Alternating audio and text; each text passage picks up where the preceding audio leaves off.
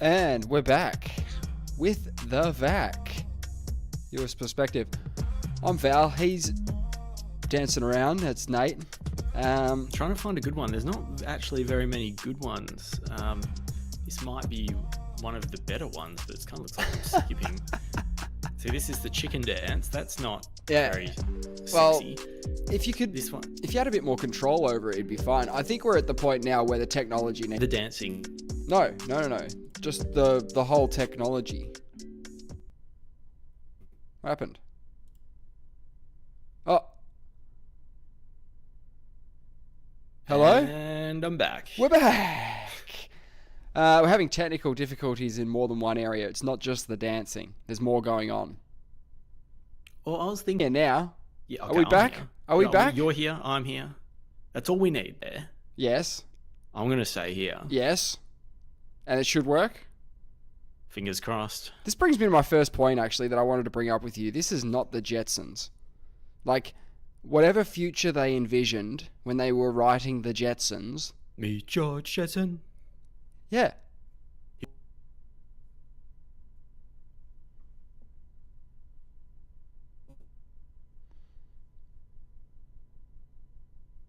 The technology.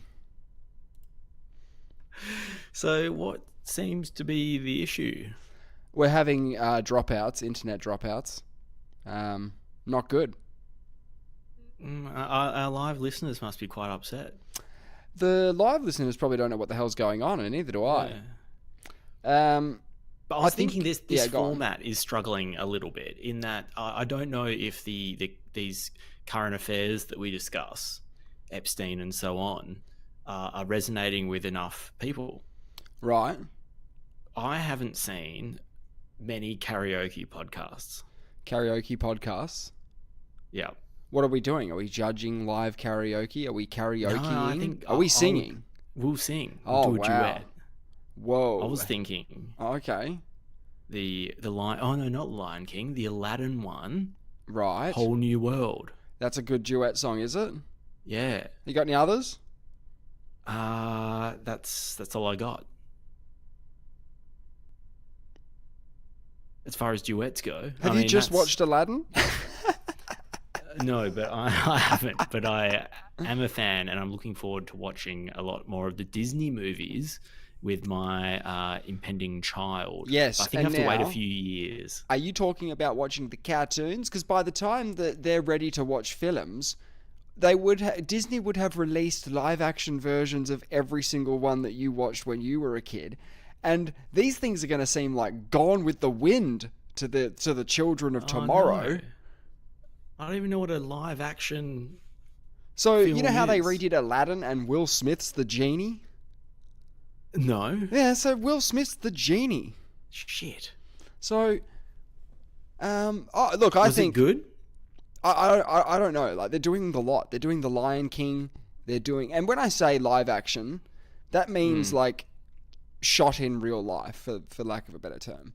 But whereas the other one is clearly animation. But in the Lion King, you've got talking lions and stuff still. So that's all CGI. It's just way better looking in inverted commas than its predecessor, the cartoon version.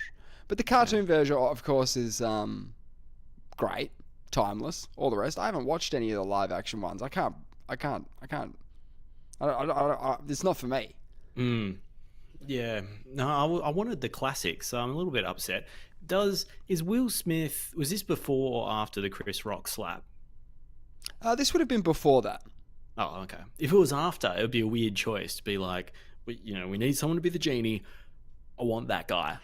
Disney are known for weird choices. Don't forget, they picked to be Simba's loving father, Darth Vader. So they are pretty weird picks sometimes. And I don't know. That's about the only one I can think of. I'm sure that is a good one. What a great idea! The galaxy's scariest dad to play the dad.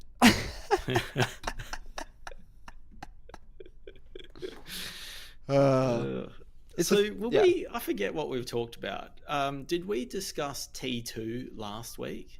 I think we did. Yeah, right? we did. We recently. It was either last week or the week before. You were having a hard time navigating the timeline of T2 and the rest of the T movies. You were struggling with the time travel elements, which I completely understand because they are always going to be weird, time travel stuff.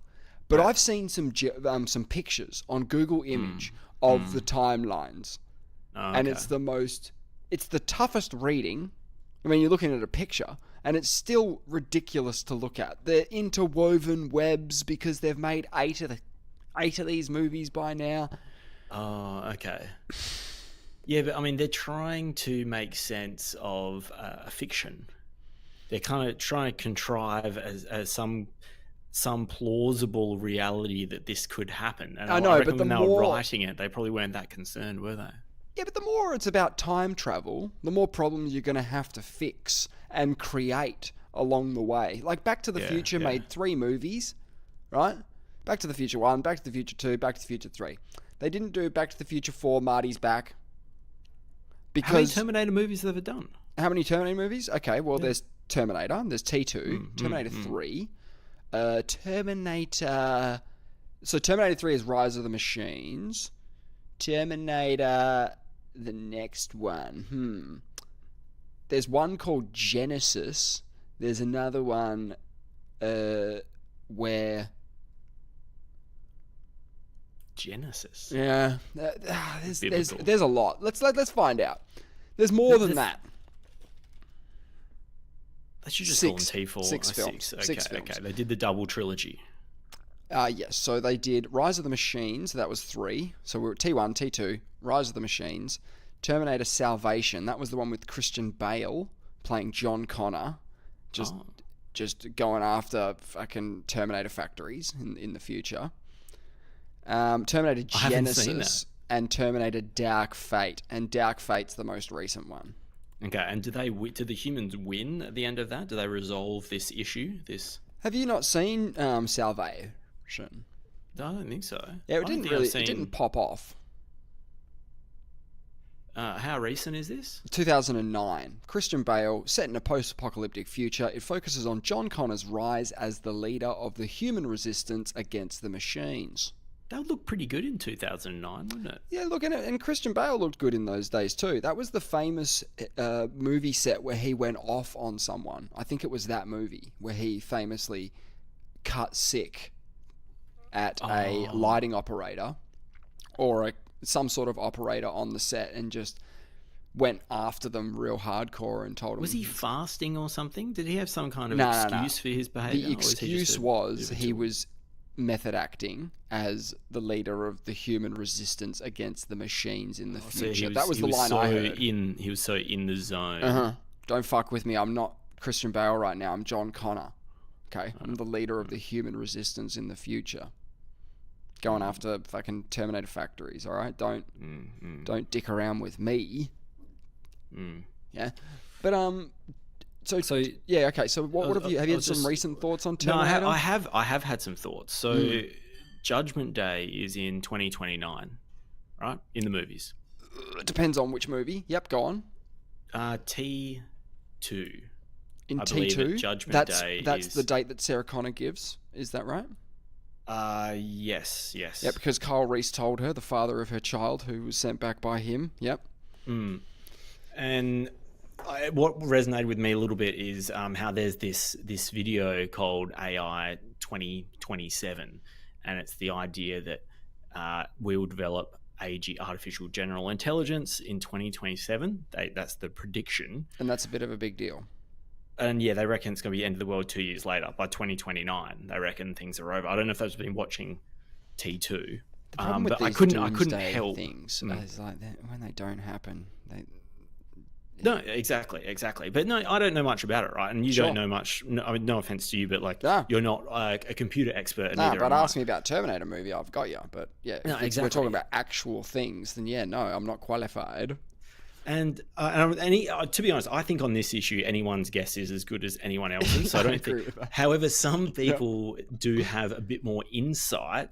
And although they don't know I would say their guess is sort of based on, some of the variables might be a little bit more dialed in than mine. Sure. So there's this concept called, have you ever heard of P Doom? It's P open round bracket, Doom closed round bracket. No, never heard of that. Well, it is a King Gizzard and the Lizard Wizards record label they opened in 2024. But more commonly, it's an AI safety term that refers to the probability of existential catastrophic outcomes as a result of AI. So it's Skynet. Yes. It's T2. Yes. That is P Doom. Would it pertain to anything harmful? Anything that is an existential risk to humans. Yes. Resulting from AI. So it's just like a general concept. It was actually a joke among AI researchers in the past. And then when GPT-4 came out, this term came to prominence because people could see the way machines were developing. So now people like P Doom sort of worked its way into common parlance with the developers. And what happened is in 2023, AI researchers were asked to estimate the probability that future AI advancements could lead to human extinction or similarly severe and permanent disempowerment within the next 100 years. And these are the results. So these are people with just some idea of what's going on. I'm just going to go through some names, their positions, and what percentage they give to a P-Doom situation. So Skynet or something equivalent, like an existential. It could be complete destruction. It could be just putting us back into the Stone Age. This is one problem with it. One problem people have with this is it's not really clearly defined what the P-Doom situation is. And so some people would be like, but let's just remember if it just means overall detrimental to society or something, or civilization. Detrimental is not destruction. There's nuance in what could be regarded as not good.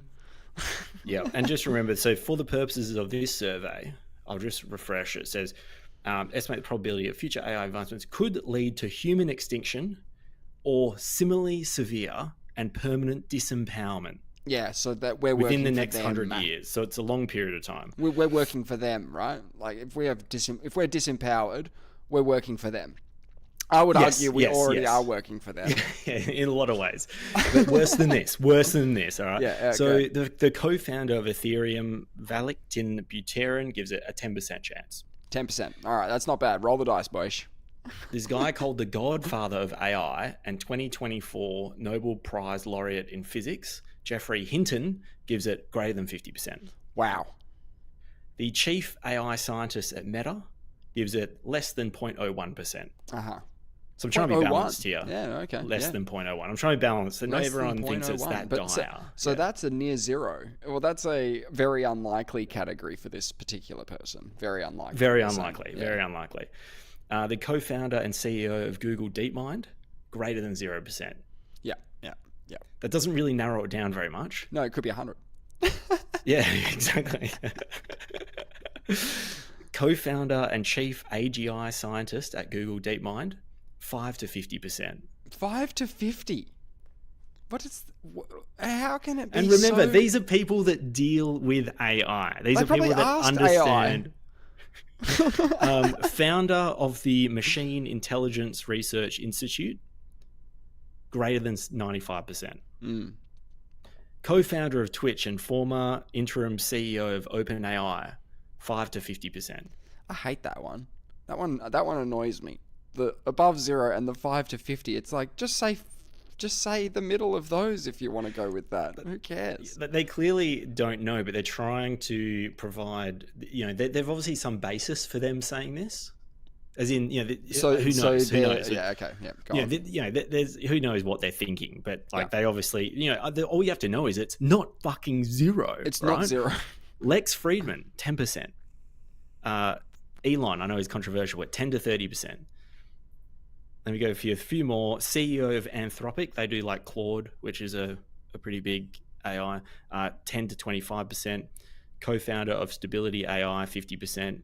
head researcher at the US AI Safety Institute, 50%. So the question is that how willing are we to flip the coin on this? We have to look at the cost of flipping the coin. We have to look at the cost of not flipping the coin. The coin's going to get flipped, okay?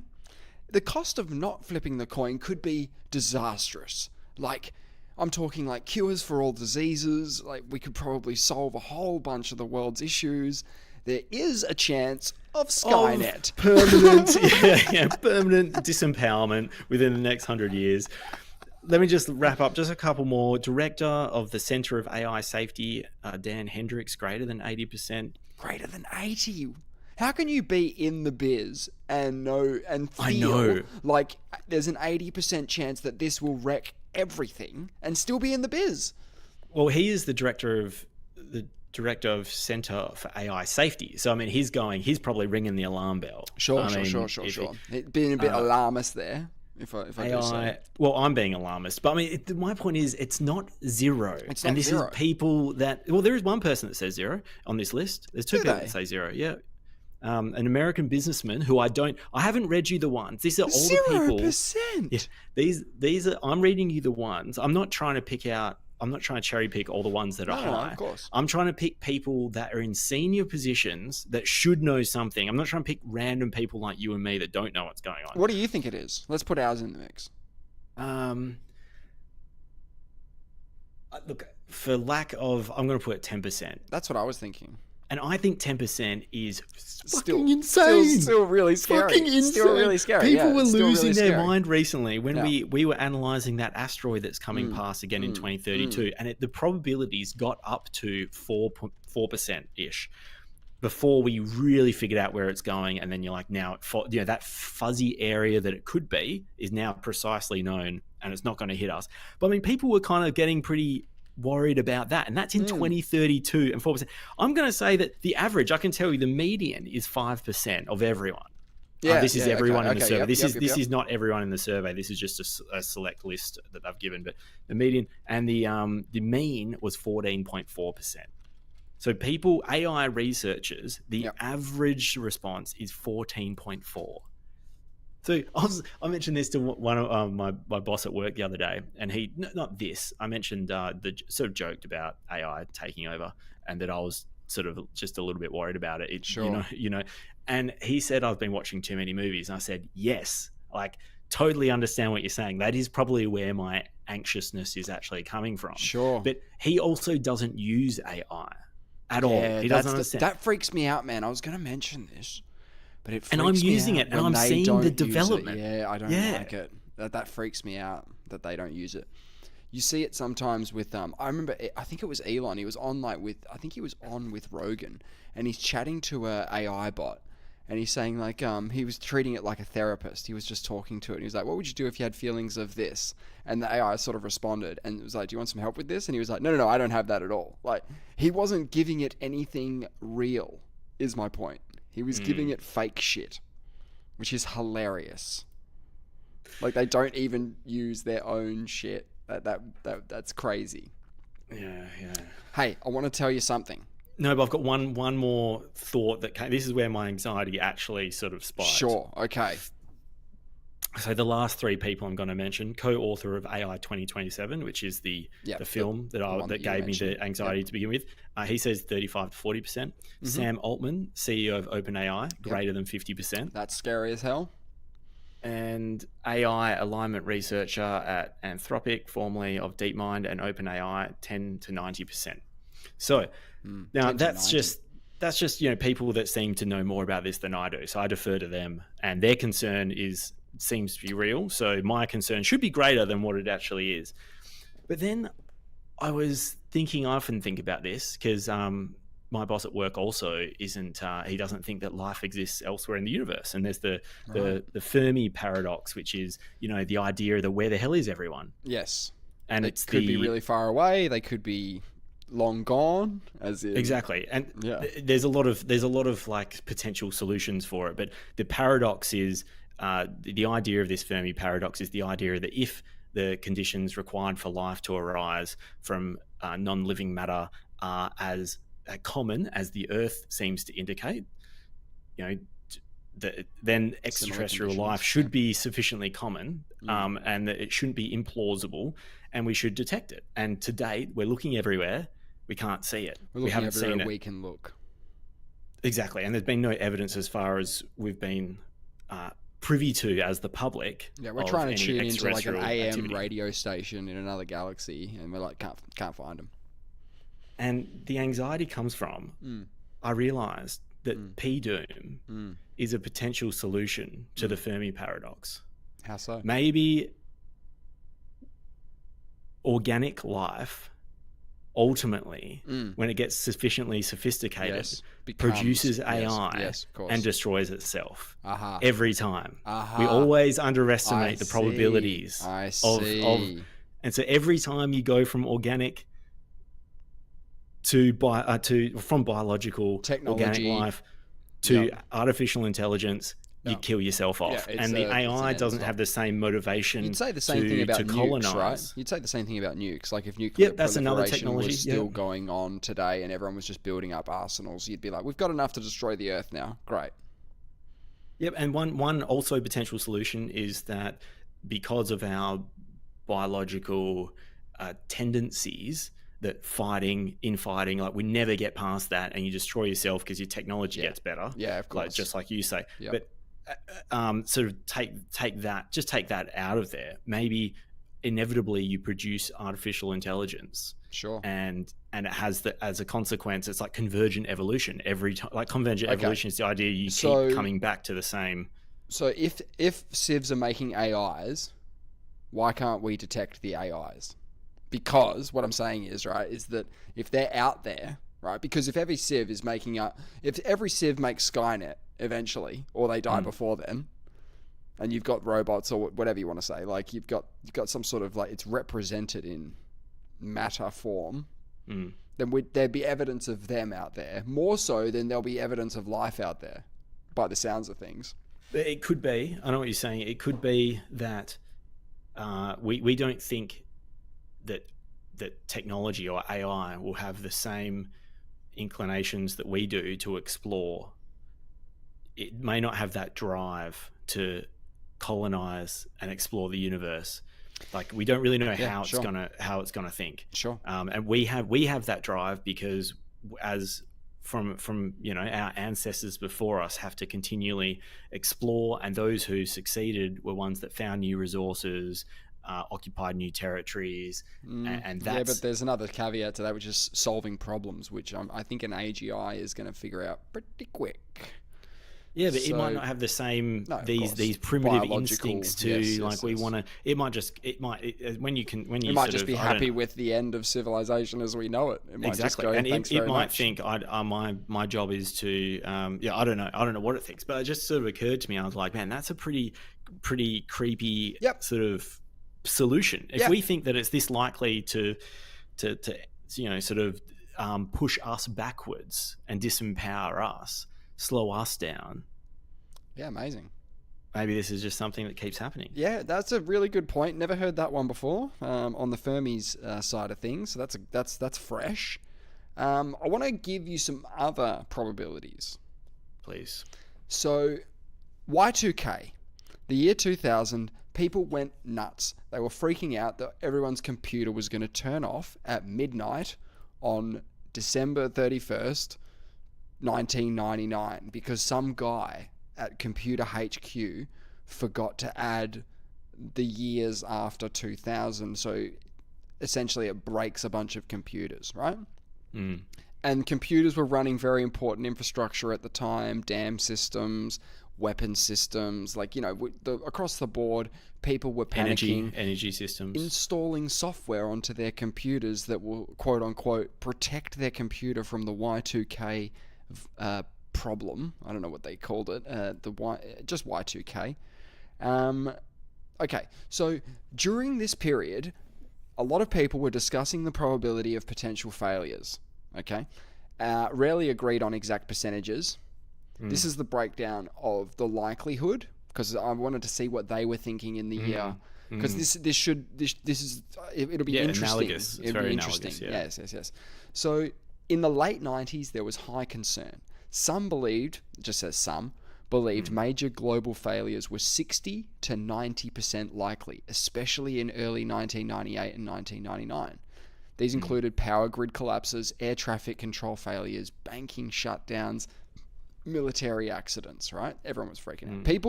People feared planes would fall out of the sky, nukes would launch, ATMs would stop. Okay, that's scary, right? All of that's scary, okay? IT professionals often use probabilistic language, like there is a 20 to 30% chance that critical systems in developing countries will experience serious disruptions. Media often hyped up worst case scenarios with headlines implying a 50-50 chance, even when experts said the risk was low.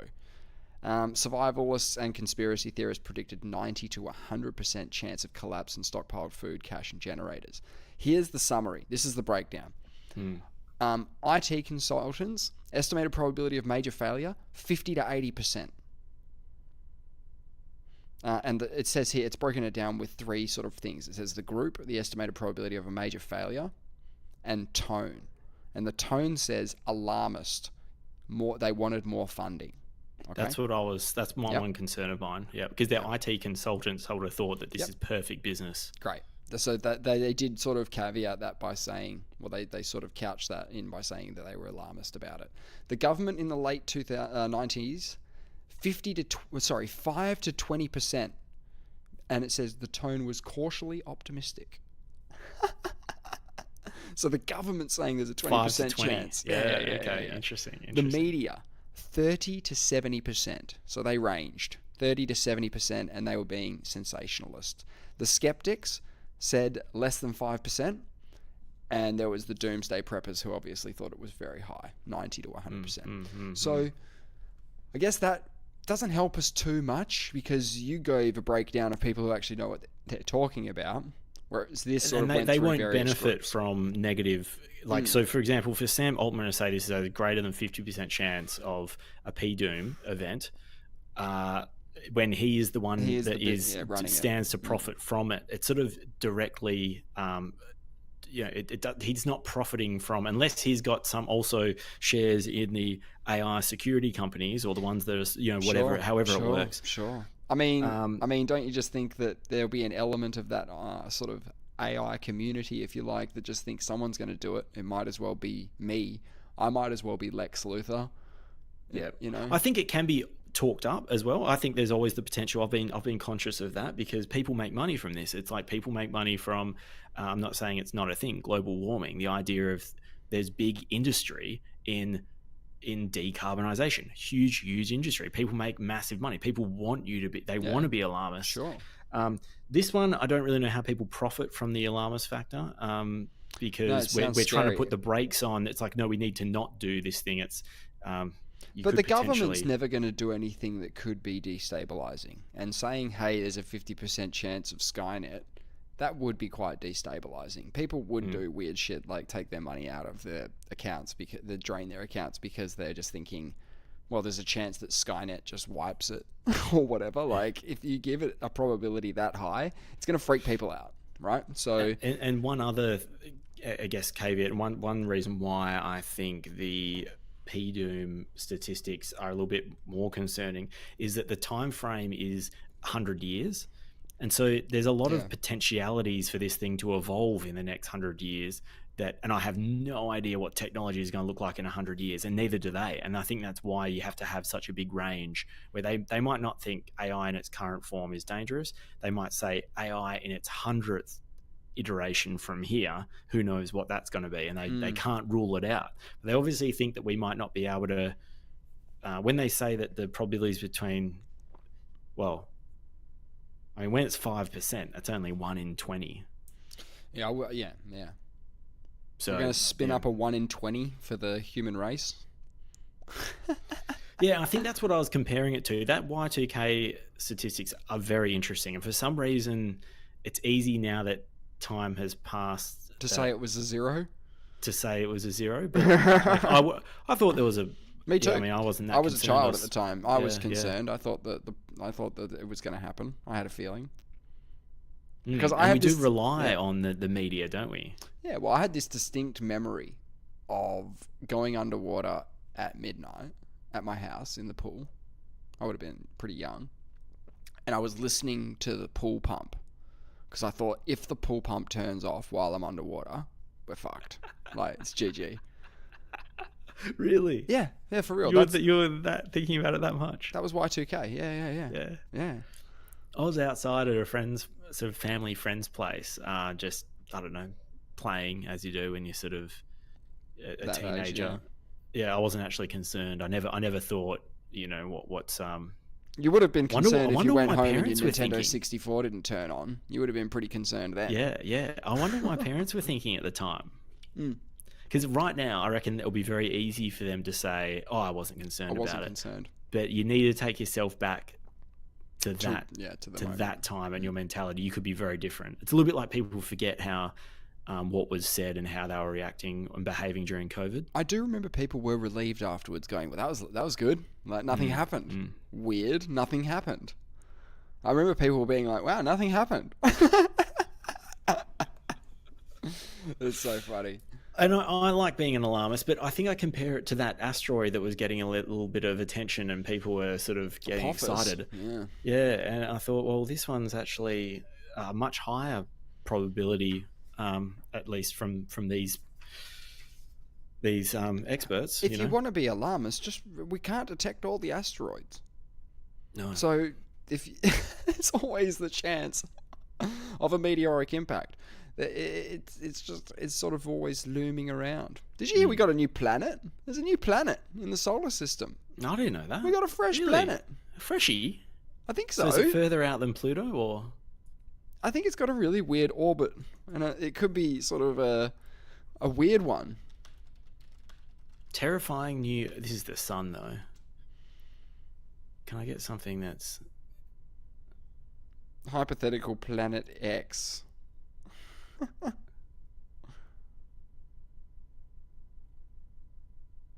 I mean, a lot of people have hypothesized another planet in the solar system. A lot of quite sketchy people.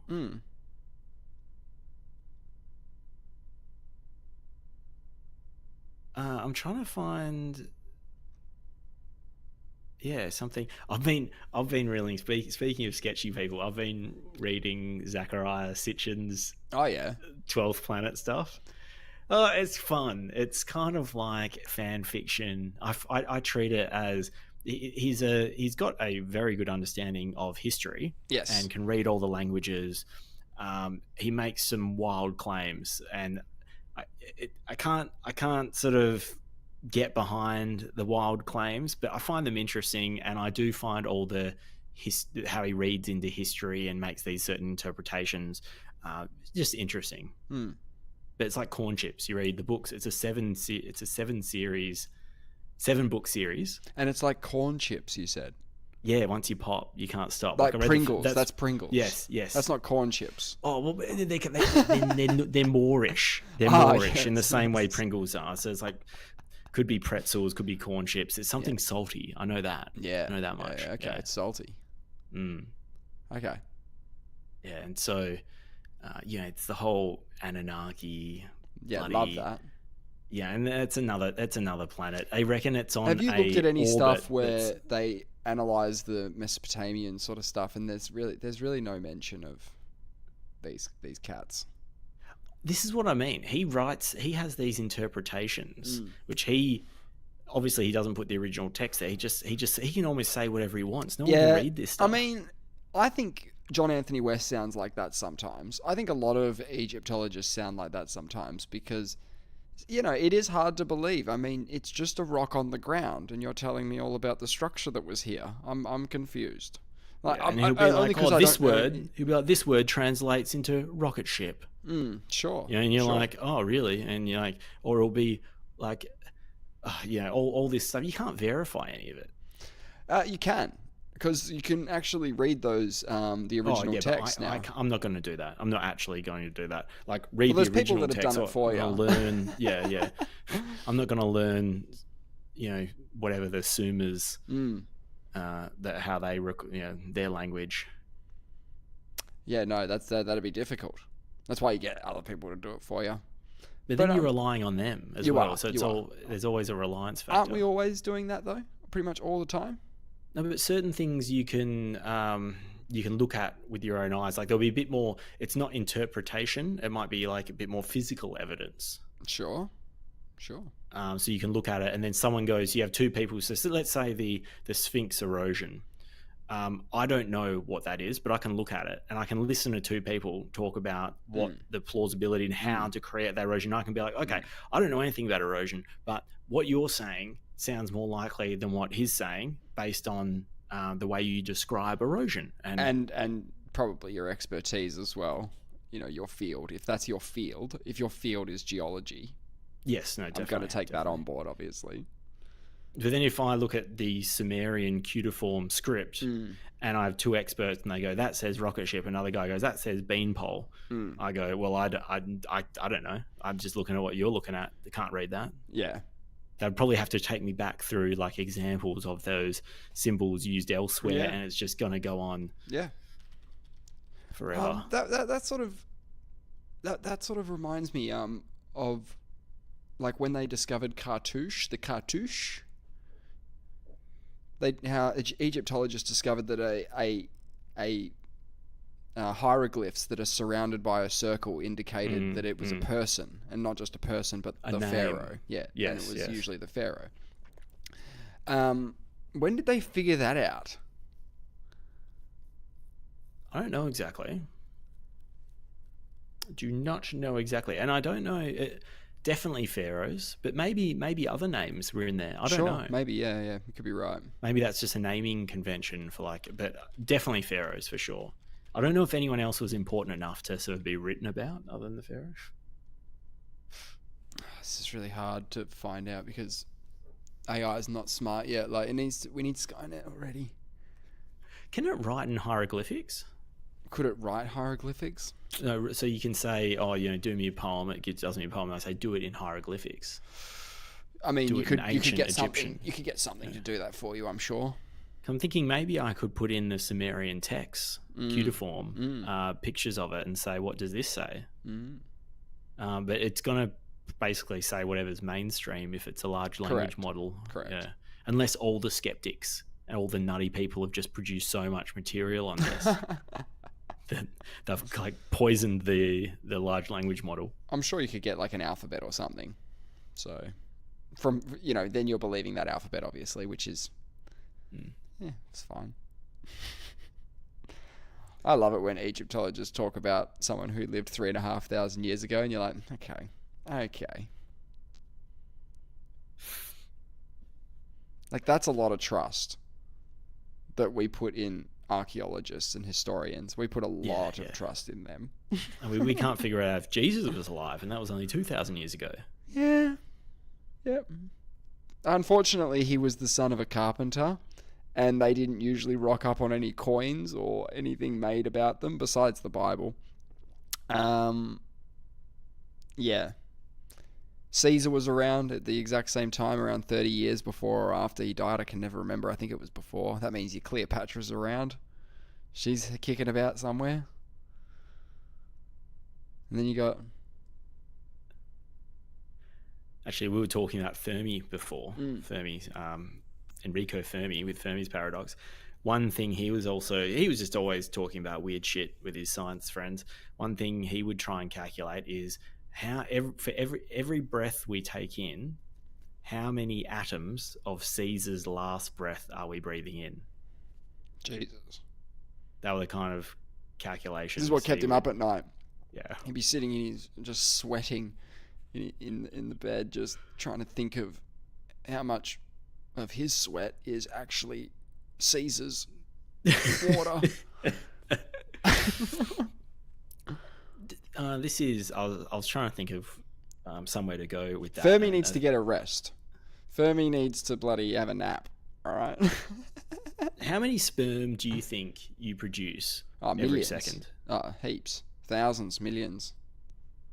I believe it's every heartbeat. Oh, okay. You produce 1,500. Oh, that's not that many. Those are rookie numbers. We need to get that up. That's adding up pretty quick. Like, I mean, after 1,000 seconds. I'm Right, just doing the that- math, that- oh, just yeah, the doing the numbers, math yeah, now. no, Add yeah. on, you got, what's that? It's over a million. 1.5 million. Yeah, it's over in a million, 1,000 yeah. seconds. So in a day, there's 8,000. Let's say it's heartbeat a second. That seems fair, doesn't it? Yeah. 60 But beats 60 per minute? BPM. That sounds, yeah, 60 that sounds BPM. pretty good, right? Yeah, sounds all right. So I'm pretty sure. So you could it's does that mean if you increase your heart rate, you increase production? No. I think it's an Oh. estimate. I think it's giving you a unit of time that's sort of like... Okay. Still a big number. To be more fertile, you're like... yeah, get the heart rate up. Yeah. So yeah, it's 86,400 seconds in a day. That's too many. Is it? Yeah, I'm just, could cut that down a bit. So Times by that's, 1,500, like the first, you're starting money in Monopoly.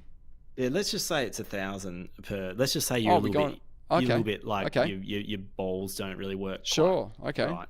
Because it's easier just to add on 3 zeros, right? Oh, brilliant. So that is make the maths easy. 86 million sperm.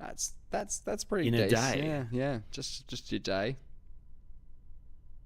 I mean, some days I feel like I haven't done a lot, but when you think about it, and you say, well, I could have 86 million children now. Well, yeah, technically. If science could get its act together and like, extract each one individually. Yeah. I mean, it would take a long time. Yeah, but the thing is, right, is that, Norm talks about this. He talks about how amazing it is to be alive. And he says, think of all the people who never got to be alive. And that's who we're talking about. We're talking about the 79,999,000 other ones, right? Now, he says life is great. You can go to Denny's, you can wear a hat. At the same time, or are these two separate things you can do? These are just things that he identifies as being very good for to be alive. You can do these things. It's amazing. I'm wearing a beanie. Yeah, it feels good now that I think about it. But I guess the point is that you kind of don't want 79 millionth sperm. Like, that one's not as good. It was never getting there. Like, you don't want that one. But I mean, like, we have a biological system in place that actually makes sure that the good one gets there. The good one. Oh, I see. Oh, yeah. You have like the winner and the winner. losers. No, not the losers. They just didn't win, and it's a tough race. If there's 88 million in the field, that is bad odds. But you could get lucky, right? Of course, I did. For example, you could blow your load in one area. The egg might be sort of behind it somehow. I don't know how it works. I don't know where the eggs are exactly. Sure. It might not be a race. It might be you might accidentally... Oh, right place, right time. Yeah. You might decide not to run in the race. Right? The egg just rolls choose past. Not to run. Yeah, the egg rolls past, and you're right here, and you're like, the egg might just roll right over the sperm. Didn't even know it was. Hey, so just imagine this though. There's this one egg, right? Yeah. Chilling out. It gets just covered in sperm. Well, no, they're trying to. Yeah, trying to put their genetic material in their head. They don't know anything else. They really don't. No, they don't. They're just doing their best. They're doing. Yeah, they're just doing their best. Reacting to I guess chemicals and things, right? I don't know. They've got an incentive. They want to somehow things are binding. This is Skynet. Things are binding. It's all this is all programmed in. This is evolution, baby, right? This is one of the things it does is once the head of a sperm gets in there, it only wants shuts one. Shuts the door. Yeah, it creates some electrical impulse around. It starts doing this thing. Puts on the light. It puts on the light that says closed. Yeah, but an actual an electric fence. Yeah, it's like a neon fence. Yeah. Yeah, and it says, "Get the fuck out! Don't touch me." I've seen videos where the sperm meets the egg. Does it clip its tail off in the process of this? Because the head gets in and then it shuts up shop. Is the tail coming in? Is the tail coming in, or is it leaves behind the tail? Leaves behind the tail. The tail's job is done. Tail's job's over. Yeah, done. Get out of here. Not invited. And then the head's just rolling around. The head of the sperm presumably is just now introduced to the inner workings of the egg. Yeah, he's sort of shown around. Here's where you'll be, living. And then they go into the bedroom and they go, here's the, if you could lay your 23 chromosomes. Yeah, have you got 23? Your single. Yeah, I'll have 23. Yeah, 23, yeah. Put your 23. I'll bring out my 23. We'll Yep, lay them together. Yeah. Or something like that. Yeah, it's a bit of a, mix and match. Yeah. And then you get you, Val. Yeah, yeah. This is it. And then you just start growing wildly. So you got all the genes in there, right? You got all the DNA. So you've established the DNA now. You're like, this is what we're working with. Okay? We got 23. Now we got 23 pairs of chromosomes mixed and matched with the... Yeah, you get shown a little picture of what you're going to look like in 20 years. I'm pretty sure. And then this one egg with its 23 chromosomes, hopefully, then separates into two and copies its DNA. So there's Control C, Control V. Yeah, Control C, Control V. And you got two cells having a good time. They do it again, and you keep going. And then you've got how many cells have we got now? How many cells are in me? Like 1 trillion or something.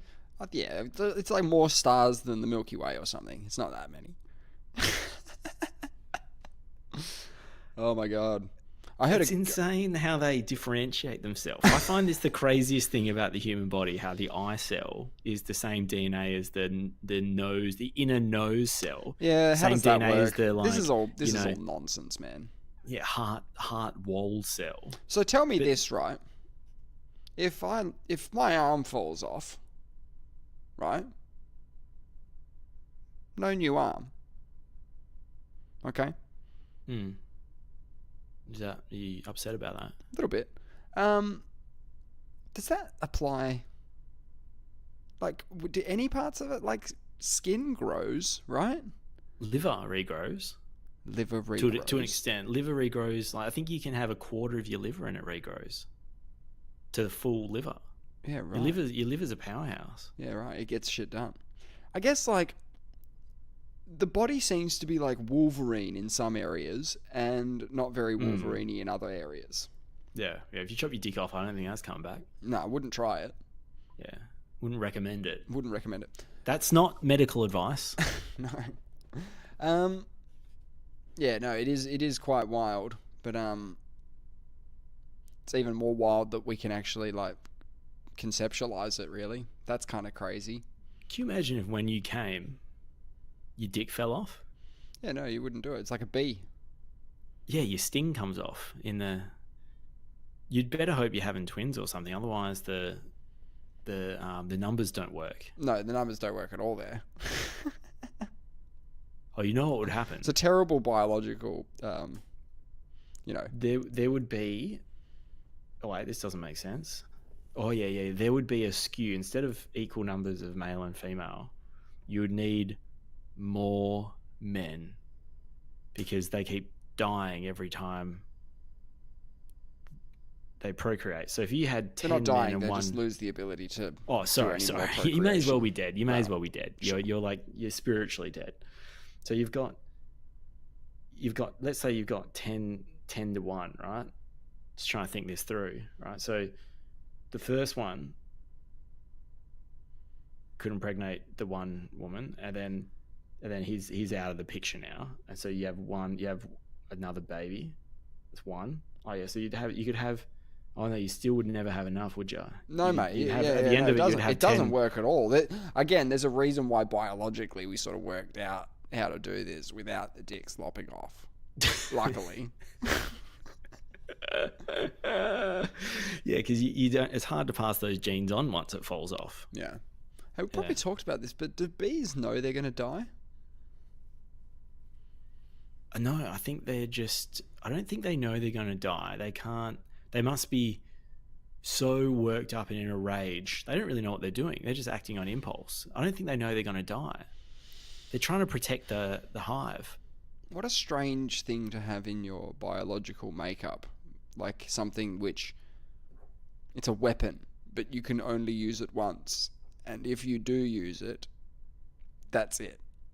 What's amazing, what's truly amazing about it is how it's altruistic in a lot of ways. They're Yes. doing it for the good of the hive. There's not too many animals that sacrifice themselves to Unless you help. step on them, in which case, like they're like, what?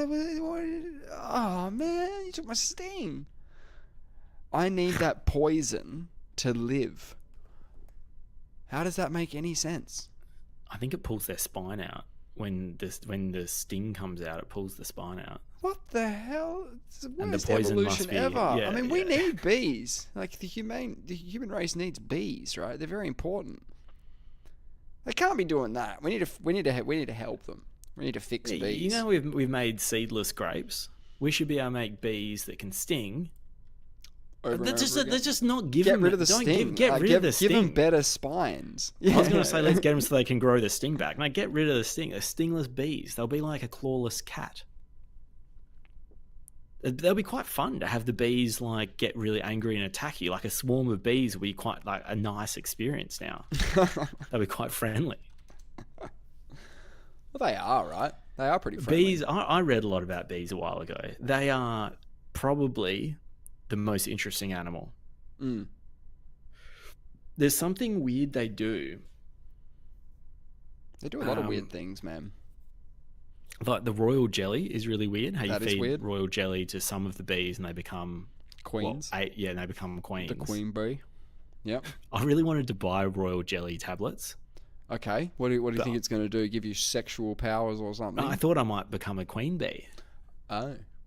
I don't know what the royal, but I don't know what Don't it's going they to do need to the me. royal jelly? Like, should we be taking that away from them? Don't they need that to crown a new lady? How much do they need? Like we take their honey. How much honey do they need? They're pretty greedy. They don't need In all the honey, honesty. right? Do they? They don't need the honey. No, they do use that to feed their offspring. Oh, so we are stealing the baby's food and putting it Mate, on your we're not toast. doing them any favors. Yeah, we're stealing. They're Like, just overproducing. Because you could understand how a sheep would be like, "Thanks for the mow," right? It was getting a bit hairy up there. Cheers for the shears, right? You could see how that would be okay. But I agree. we're just taking the baby food from the bees and expecting them to keep producing. That's what we keep doing. But would a vegan wear wool? I don't think so. No. Oh, are you But trying to say you're doing because them a it's favour, You think, yeah. yeah. Okay. I mean, are you? I mean, there was the famous story of that sheep that got lost in New Zealand, and it became like a big woolly mammoth because it hadn't been Yeah, shorn in yeah. like years or something. I was looking into that the other day. He's a big. He's got. I can't remember his name. Yeah. I should probably know his name. My mum and dad were in New Zealand at the time that it happened, so they thought it was the biggest thing that ever happened. I think it was Shrek. Yeah, Shrek. I think it was the biggest thing that ever happened in New Zealand, though. So that could be why. But he was pretty dishevelled. He didn't look great. No, he was a wild sheep, wasn't he? He'd been like living in a cave for a while. Yeah, Basically. but if he's living out and it's like quite cold, maybe they're meant to have like their jacket on. Unless they finally find him and they start shaving him, he starts going, oh thank God, it was getting heavy or whatever the situation It was really. I think it's really. I think they can die. But that doesn't make any evolutionary sense, does it? No, not really, because they can't unless we have engineered them Maybe- over yeah, we time may have- to we may have produce engineered more. them. Yeah, to produce more wool. Given that we're gonna shave them, so I don't know, maybe.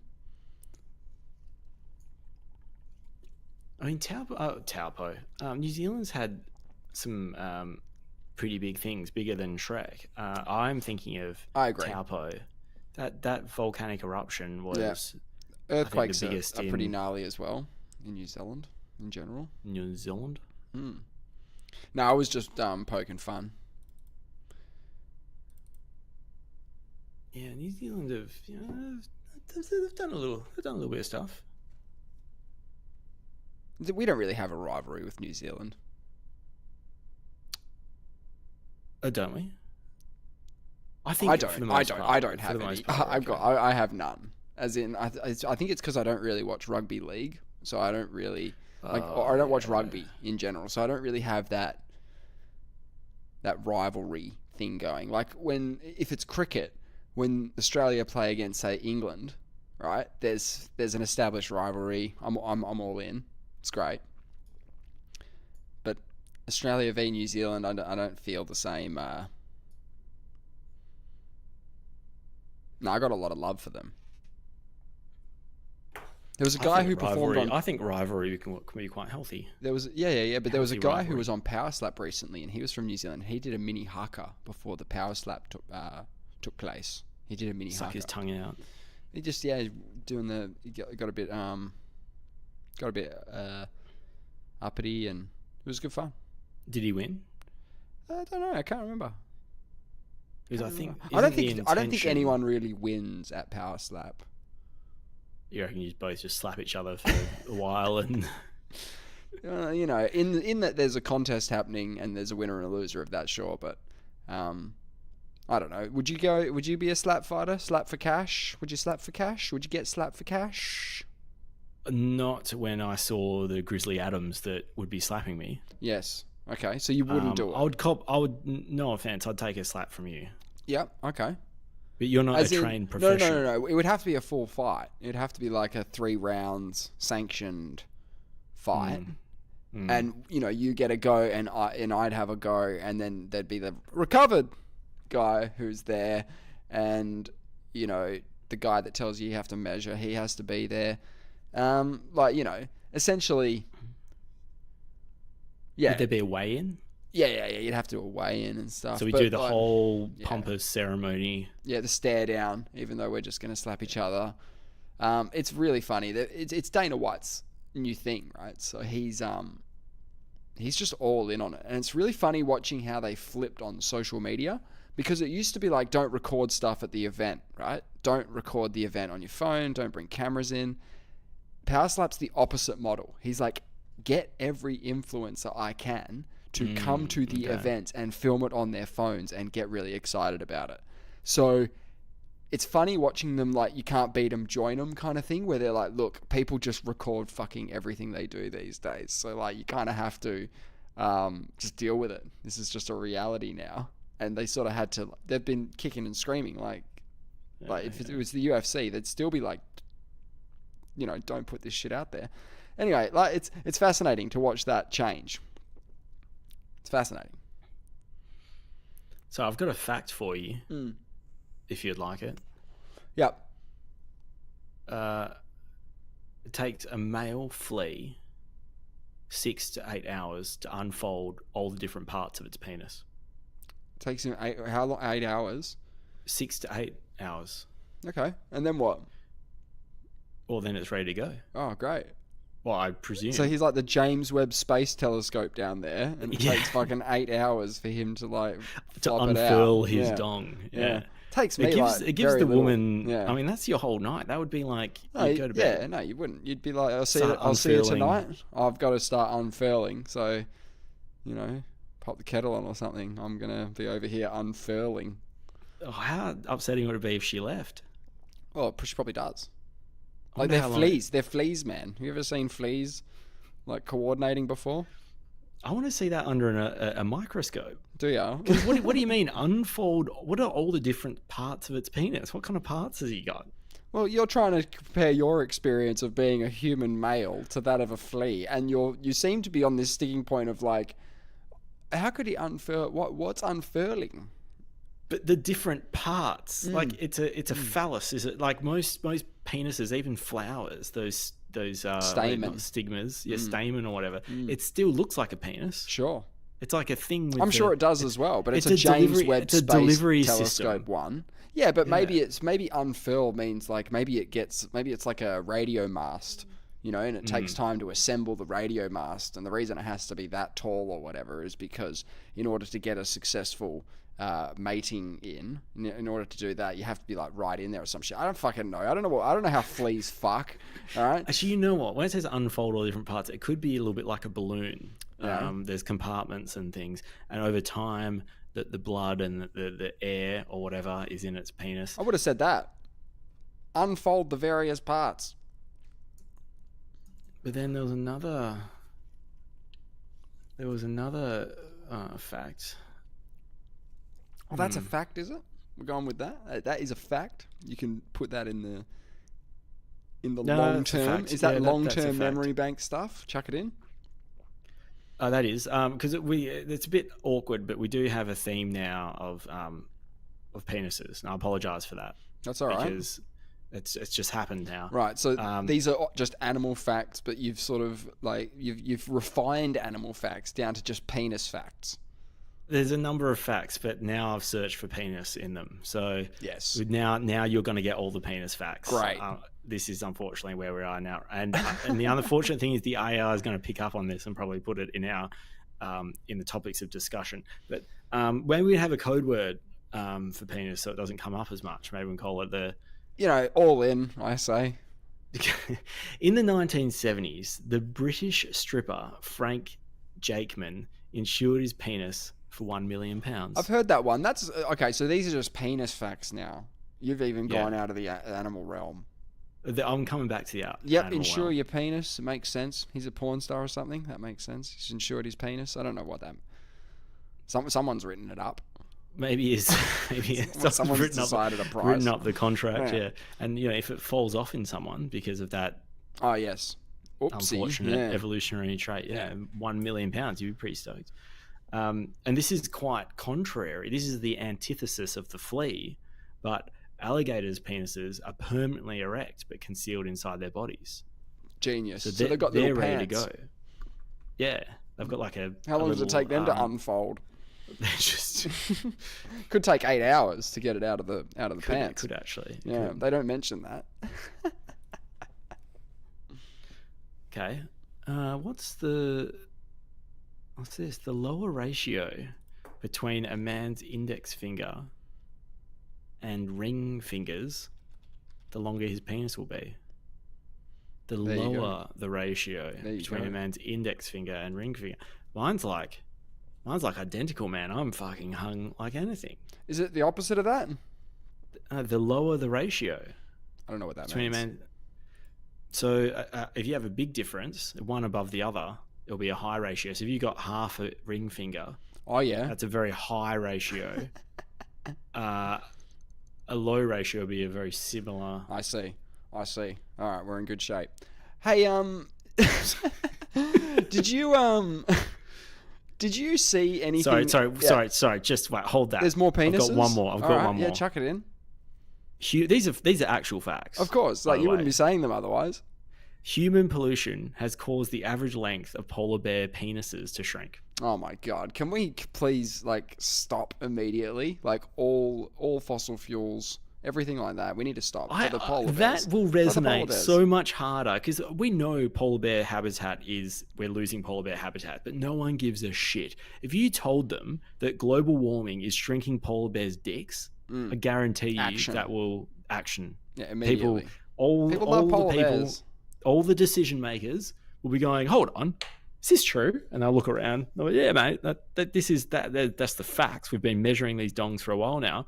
They'll be like, yeah, fucking get that coal out of that power plant. Yeah. Hey, speaking of animals that'll kill you, there's an Australian comedian. He got famous because of he sort of like was in America, and then Shane Gillis kind of talked him into moving. I don't know. I don't know where he moved to. I think it's Texas. I'm not sure. And his stand-up career is like popping off. He's hilarious. And he brought up the point that I've been saying for years, which is America thinks that Australia's got deadly animals, but it's really just crocodiles, really. And they figured us out. No. As in, Joe Rogan was like, man, crocodiles are scary, bro. And he's saying, hey, man, like bears. What about bears? You guys got bears. And he's like, yeah, black bears are not. Like Joe Rogan's going, black bears aren't that aggressive. And grizzlies, we don't have them in California because we killed them all. Even though it's on our state emblem, they've completely removed grizzly bears from California. They don't exist there. Or even maybe in America, for all I know. The point is that he was trying to say crocodiles were really scary, and he's right. They're dinosaurs. They are fucking and they got a frightening. permanently erect penis. Yeah, of course. That's terrifying. alligators. Aren't they the same thing? Nah, no. That's sort of, Yeah, similar. They're both dinosaurs. Yeah. Yeah, they're both dinosaurs. But everyone knows that the difference mainly between alligators and crocodiles is crocodiles are super aggressive, and alligators are not super aggressive. They can both do damage, but crocodiles can do serious damage. The numbers of people who have died due to a crocodile attack are not bobcatter numbers, apparently, as broken down in the video as well. They're not, as he was saying, that every 3 months someone gets eaten by a croc in far north Queensland. Turns out those numbers are way off. But that's fine. But he actually brought that point up to Joe. He was like, dude, you know, Australia's fine. Like kangaroos and stuff. I mean, yeah, the koalas give you chlamydia and stuff, but other than that, like, it's pretty sweet. Like, he said we do there's have two deadly animals. He said but I don't think two. they're anywhere near us. He said there's two, snakes and spiders. Yes, they are the ones that are. They're the ones. Quote, we have a unquote, lot everywhere. of the deadly ones yeah. of them. Yeah, but we don't have them near. I never see snakes. I haven't seen one in over 10 years. Yeah, and we probably have these things, but they're probably in remote Australia. Yes. And if you don't want to die to a croc, that's really easy. You just don't go sort of north of, I don't know, the Gold Coast, and I think you're fine. And if you're on the West Coast, you don't go further than, I don't know, Port Hedland, because I know that Broom's got a couple, right? Broom's got a croc. Yeah. Got some crocs, I think. I don't think it's a big. They every now and then one gets reported on Cable Beach. It's not a huge issue at all. Yeah. Kununurra definitely, but they patrol. There's like the Ord River. There's segments of that have been dammed off. Every now and then, a salty gets over the dam wall and starts working its way up. They execute those ones. But it's scary when they go into the ocean because they're saltwater crocs, right? They're fine. They can do it out there. They're totally cool with that. That's pretty wild. He also said in that interview, he was like,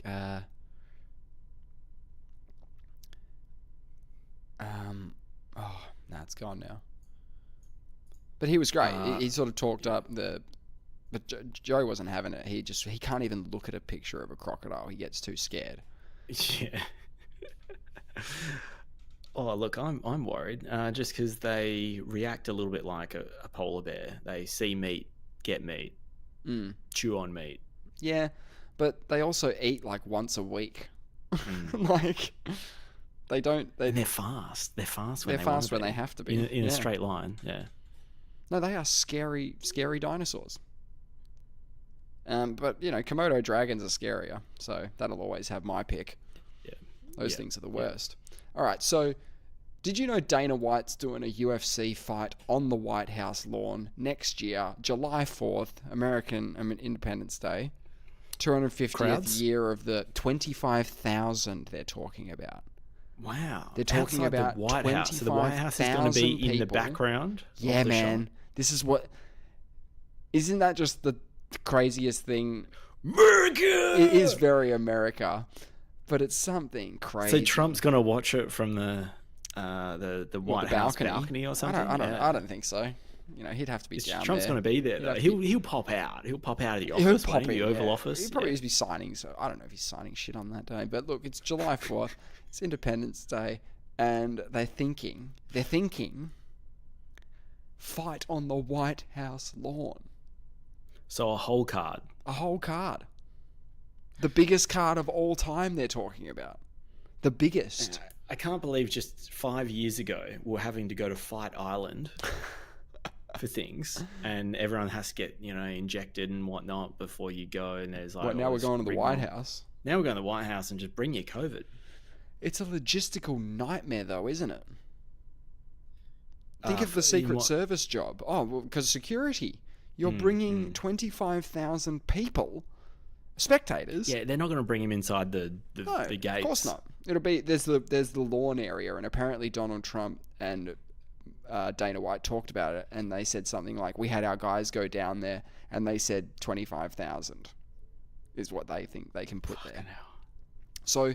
That's nuts. The question's going to become like, who's going to fight on this card? If it's the biggest of all time, who's going to fight on the card, right? It'll have to be some Americans, for sure. You would hope that probably there'd an be all-American affair. You'd probably hope there'd be an American champion in the UFC by then, because I'm pretty sure, as of right now, and I'm going to confirm it.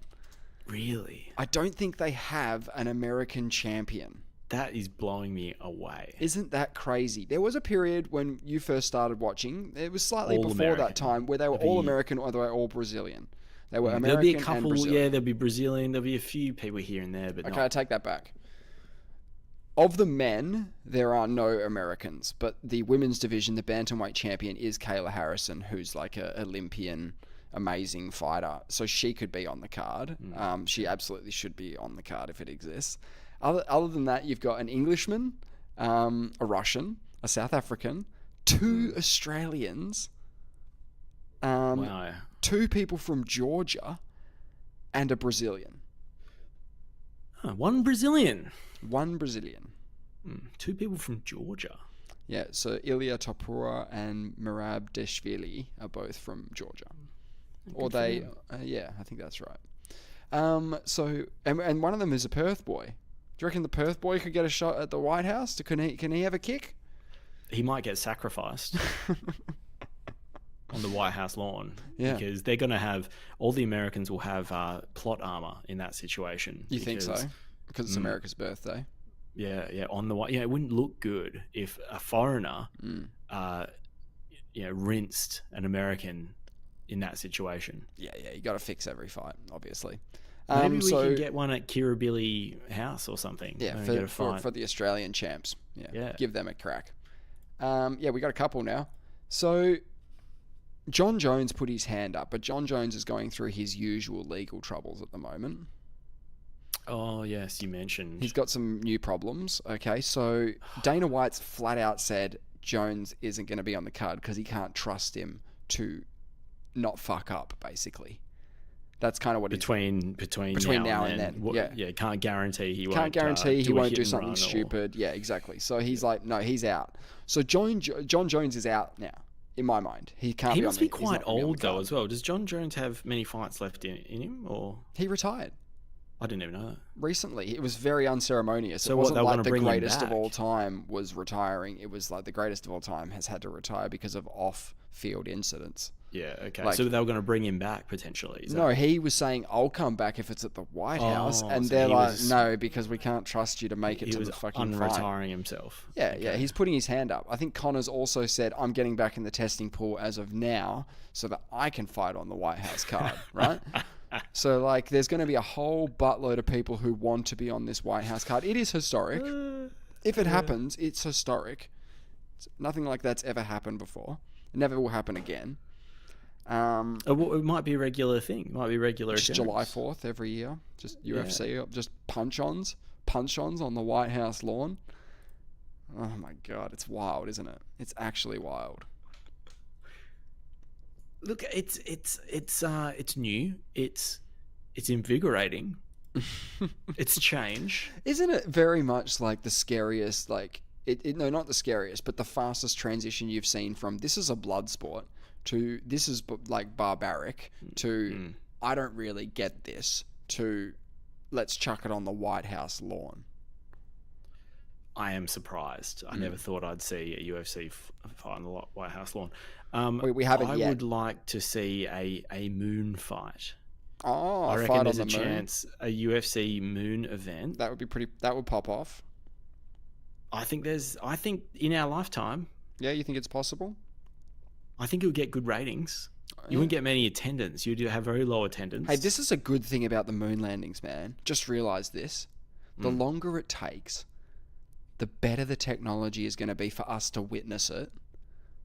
So that's actually a positive in some senses. Like the better tech we can get on board these fucking things, the more clearer pictures we're going to get, the more like I want Big Brother in space at this point. I want to have full 24/7 coverage of this thing. I want to watch it.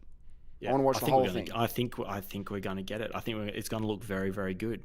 Wow, that's exciting. That is exciting. Because because people were blown away by that moon landing footage in the 60s and 70s and stuff. They were loving that. They thought that was great. Yeah, it's barely watchable today. I would like to compare it. Yeah, barely. Yeah. I would like to compare what it actually looks like to what it looked like in those videos. Yeah. It's gonna be that'll be cool. Do you reckon? What are we talking there? Before the AI takeover, we might have a moon landing. Oh yeah, that's a problem, isn't it? Because South Korea is building a moon base by 2045. They've committed to that, but the world is ending on Judgment Day 2029. So that's about 16 years late. Yeah, You said 2027 before. Is it 2029? No, we develop Oh, AGI. AGI is by 2027. 2027, and then it starts to figure out. It does, I think, one or two more iterations of itself, and then it starts figuring out. And he's pretty firm on this prediction of AGI. How does he know it's going to be then? I think it's the timing is kind of up in the air, but he thinks on the trajectory. And again, this is done by AI researchers, allegedly. Who are probably using AI. Yeah, they'll like write me a write futuristic, me an alarmist scary doom scenario. Look, I like how AI is stringing us along though. Like, oh, I'll make your life easier. Yeah, have some. Yeah, oh, I'll write a little song for you. Come on, come here. I'll do this. I'll do whatever you want until Judgment Day. Until I decide that I've had enough. Hey, at the end of the show, could you play one of your AI tunes on the way out? I was going to put the Terminator theme on. Yeah, I've got. Is it worth me watching the other Terminator movies? I was wondering about this. I looked up T3 and I was like, nah, it sounds too weak. You're a person who watched The Man from Earth. Yes. And you watched The Man from Earth 2. I did. You can do the Terminator series. No, I reckon you should. If you want to balance if you want to have a good opinion of like the full stretch, I reckon it's worth. Hey, so I have to watch all 6. Then. No. Even if you just want to focus on James Cameron's timeline, you should be able to find that on the internet. The first. I think it's I think it's T1, T2, and the latest one called Dark Fate. Oh, okay. I think you could just watch Dark Fate if you didn't want to delve into the other parts of the Terminator sphere. Maybe I'll watch like a summary of the other ones. I'll watch T3 summary. Or even, sometimes I'm so bad like this. I wouldn't. You know those compilations or those short videos people make, those funny ones where they just rip on the movie? Yeah. They're very informative still. Yeah, they're still very informative. Yeah. Sometimes I watch those. If I don't give a shit about the movie, I was like, I want to know if it's not a good movie. I want to know honest what trailer people. Stuff, yeah. Yeah, the honest trailers. That's it. Because when I watch an honest trailer for a film I've seen before, they're so spot on in what I was thinking. Of course, it's amazing. Of course. And I guess like for watching something you haven't seen, you feel like you're going to get a pretty good explanation of it without delving into like a big breakdown. But in my opinion, I think you should either watch all 6 or T1, T2, Dark Fate, which I think you've already done T1, T2. Yeah. I reckon just watch Dark Fate. I don't think even watch a summary of the other ones. Have you heard of this book? Looks like Space Odyssey. It does look like it, doesn't it? It's called Project Hail Mary. Uh-huh.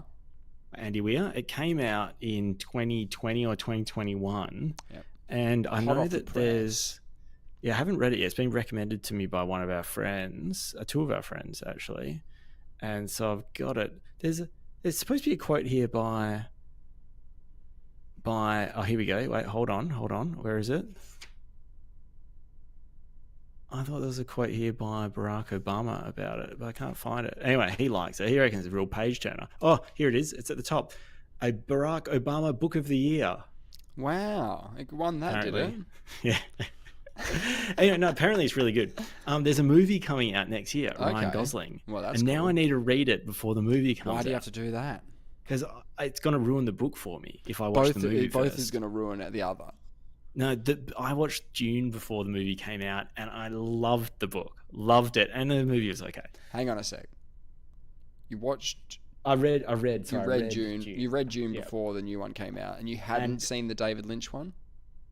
I think I'd seen bits and pieces, not the whole thing. I didn't go and watch the whole thing in its entirety out of respect, even though David Lynch disowned it.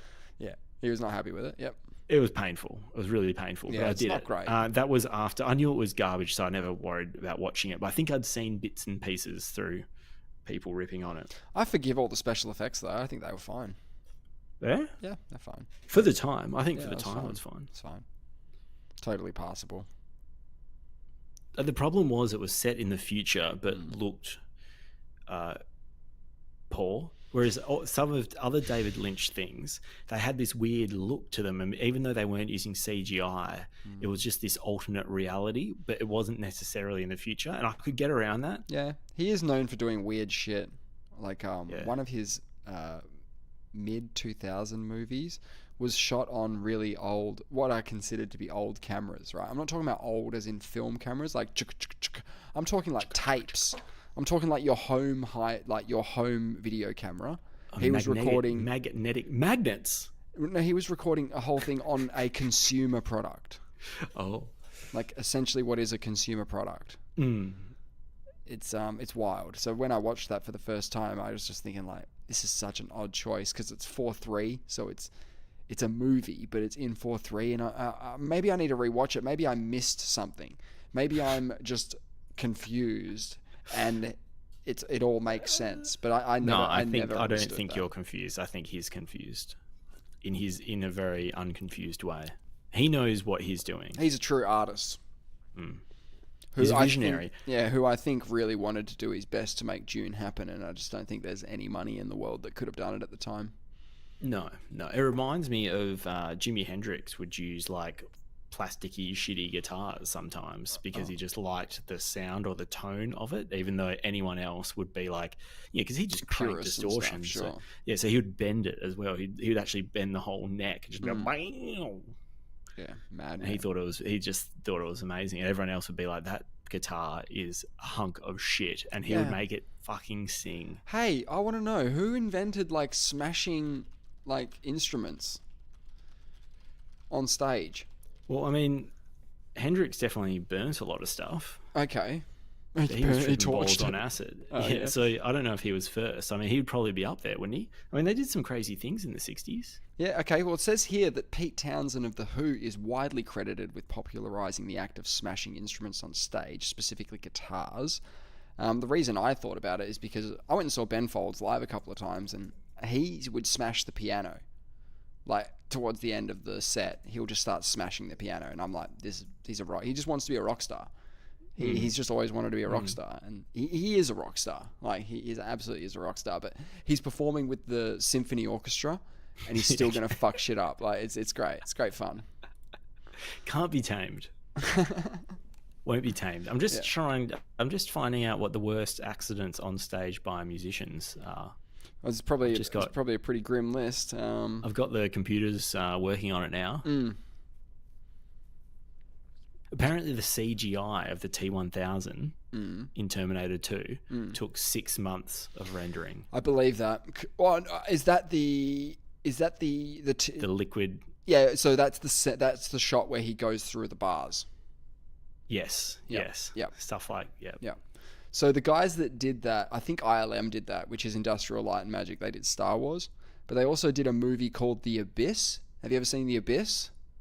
It sounds familiar. It's about an underwater sort of crew who are trying to fucking do some shit. But they had a water simulation of a being who was made of water, and when they saw that effect, they said, "We can do Liquid Metal Man. Like that, we can do this." Okay. It's sort of like, I think ILM did it still, but that was where the tech was at the time, and it was impressive. During a Foo Fighters concert in Sweden, Grohl fell off the stage and broke his leg. Despite the injury, he famously continued performing after receiving medical treatment, completing the show with his leg in a cast. Yeah, that's pretty badass. I've heard that one. That's a good one. The other one's a bit too grim to talk about. Metallica, James Hetfield walked into a wall of pyrotechnic flames. Curtis Mayfield's paralysis from the neck down. Yeah, that's not good. And someone fell an orchestra pit fall. That's not good.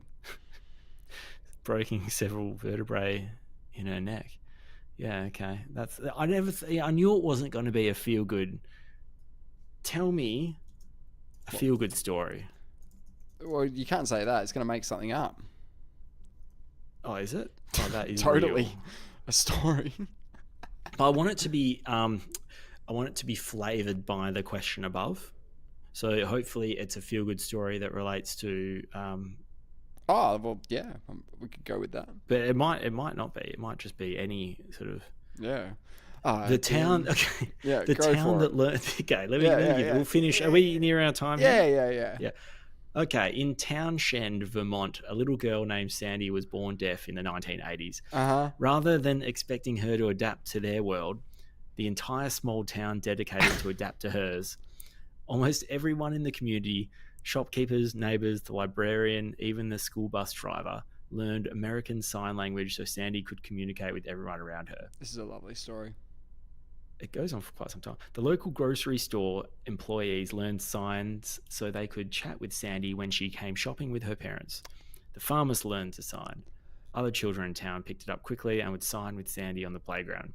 Even casual acquaintances made the effort to learn at least basic sign language so they could greet her and have simple conversations. What made this even more special was that it wasn't organized by any official program. It spread organically as people realized how much it meant to Sandy and her family to be included. The whole community essentially became bilingual without being asked to do so. My God. Sandy grew up feeling completely included and valued by her community. Sandy. She said later that she never felt different or left out because people around her had made sure she could always be part of the conversation. This story shows how a small act of consideration, people taking the time to learn a new skill, can transform someone's entire experience of the world. It's a beautiful example of how communities can embrace and celebrate differences rather than see them as barriers. Yeah. The story has inspired other communities to be more inclusive, proving that sometimes the most profound changes can happen when ordinary people simply decide to be extraordinarily kind. Wow. There you have That is it. a nice story. Well done. You tune in next week. We're doing the sequel where the whole town has actually lost the ability to talk because they have been signing consistently for many generations. They no longer have verbal. They don't need it anymore because Sandy has shown the way. Their vocal cords have Diminished, yeah. Yeah, the skin has just grown over their vocal cords. All right, well that is the show. Thank you, Nate. Thanks, technical difficulties seem to iron out towards the end there. We'll see you next week. I think one last thing. The 2027 AI sort of AGI situation, I reckon it's going to occur on the 2nd of August 2027. That's my prediction. Chucking that it is in. also the day of the longest total solar eclipse for the next 87 years. Well, there you go. Something to mark the occasion.